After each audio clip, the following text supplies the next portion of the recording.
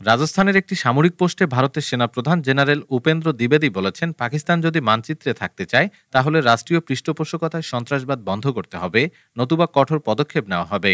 তিনি আরও সতর্ক করেছেন, পূর্বের মতো আর সংযম প্রদর্শন করা হবে না। এই মন্তব্য অপারেশন সিঁদুর এক প্রসঙ্গে আসে।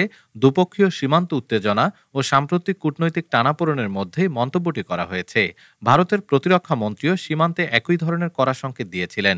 বিশ্লেষকরা বলছেন, এমন ভাষা কূটনৈতিক ও রাজনৈতিক বিবাদকে তীব্র করতে পারে এবং অঞ্চলের নিরাপত্তা পরিস্থিতি প্রভাবিত করতে পারে। সংশ্লিষ্ট দেশের প্রতিক্রিয়া ও আন্তর্জাতিক মিডিয়ার নজর এখন কিভাবে তা দেখবে। ইতিবাচক কূটনৈতিক সম্পর্ক বজায় রেখে উত্তেজনা কমানোই এখন প্রধান চ্যালেঞ্জ। ডেস্ক রিপোর্ট, আজ বার্তা।